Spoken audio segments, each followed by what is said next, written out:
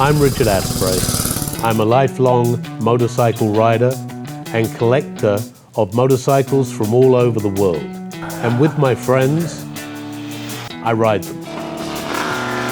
This is my motorcycle journey.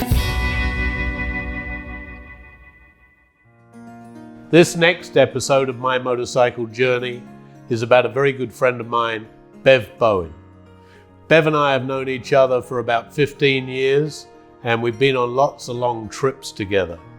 Bev is the president of the Vincent Club here in Texas and is very well known throughout the Vincent world. Bev, or Bevo as he's known, is one of the most upbeat guys you're ever gonna meet. You'll see Bevo at motorcycle meets around the world, being talked to by everybody because everybody loves Bevo. And if you're lucky, he may even play you a little bit on the ukulele. I bought a Honda CB450. It was the height of you meet the nicest people on a Honda. So I bought a CB450 and just loved riding it. My name is Bevo Bowen, and this is my motorcycle journey. And I rode that motorcycle every day, all kinds of weather. After 10,000 miles on that, I traded it in for a BMW R75/6, the first year they made those. And I began a 60,000 mile journey on that machine. But for 5 years, I rode a motorcycle pretty much every day. And that's how I got started. And I decided I liked motorcycle touring. So what got you into long distance riding? Why did you have to go so long distance to see someone? Back then, Road Rider magazine was one of the favorite magazines that motorcyclists read, and they focused on touring. So I got interested in that. I went to the Ozarks on my Honda 450.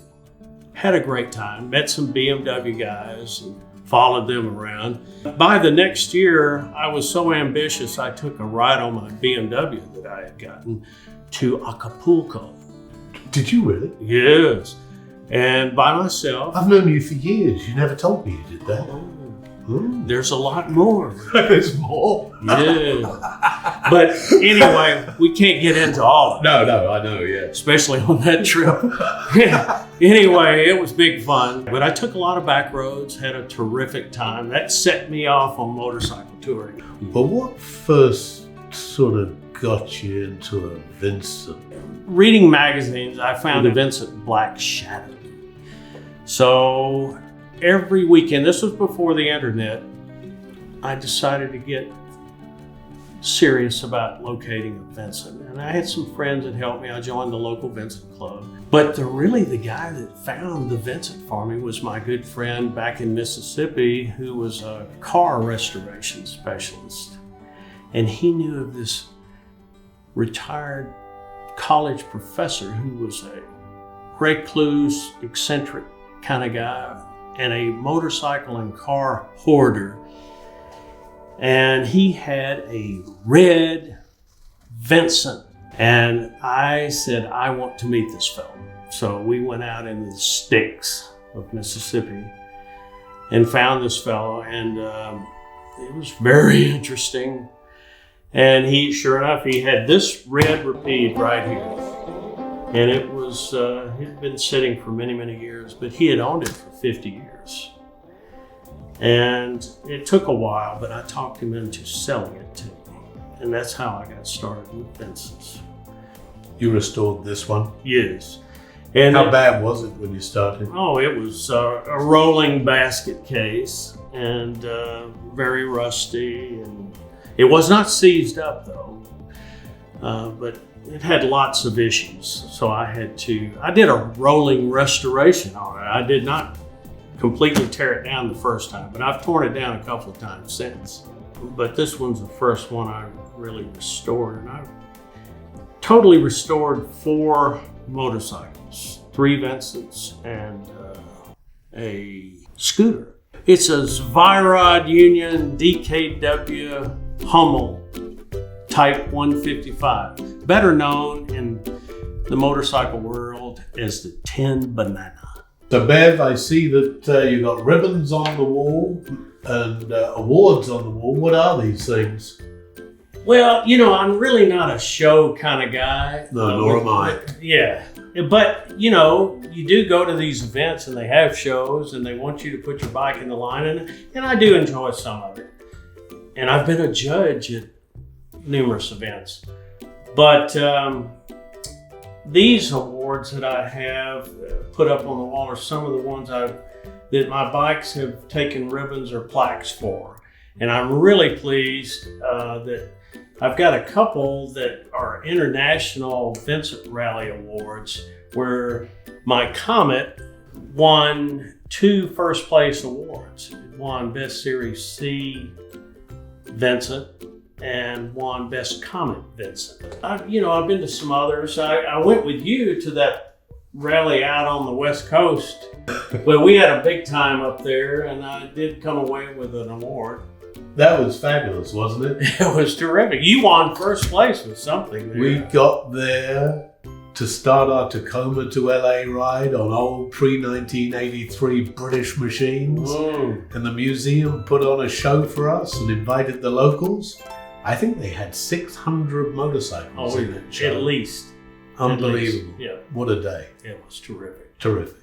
So Bev, I guess you and I'm not sure it's where we first met, but we certainly met pretty quickly through my owning and riding Vincent's, you owning and riding Vincent's, but also because you're the president of the Lone Star Vincent Motorcycle Club, Lone Star being Texas, USA. How did that happen? The Vincent Lone Stars, Vincent Owners Club Lone Stars are just a terrific bunch of guys.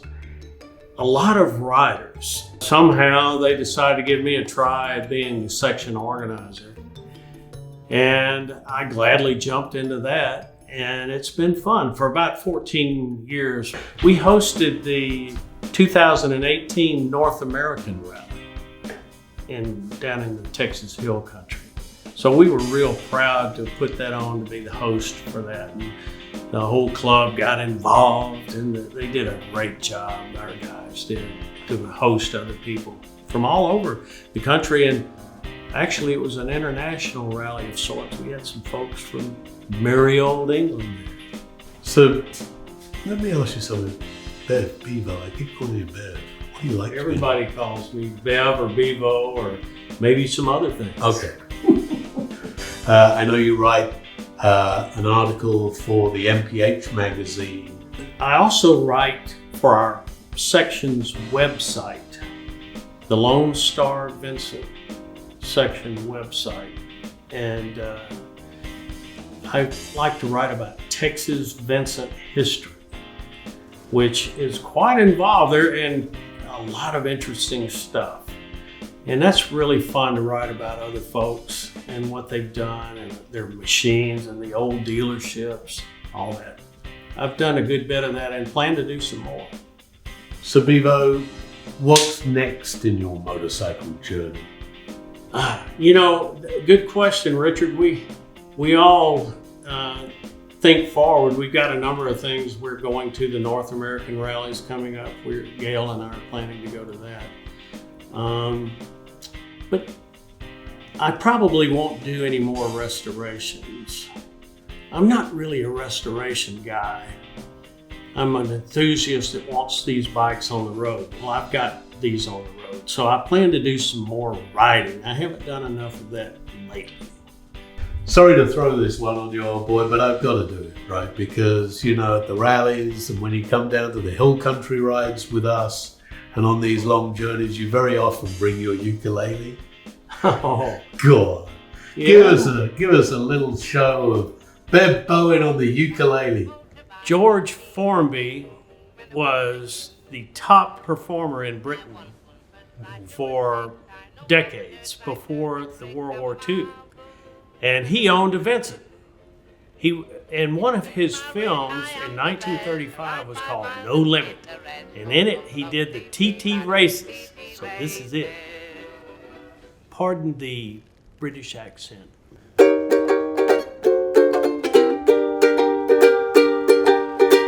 There's one thing that I like, riding around on a motorbike. I'm a speed king when I once begin. I once won first prize in 2 and 6. I know all the dirty tricks. I'm a marvel when I'm out to win. In a 50-mile race, I am the best. I ride 5 miles and skid the rest. With my gear in reverse, the other way round, I'll finish first. So come along, see me riding in the take.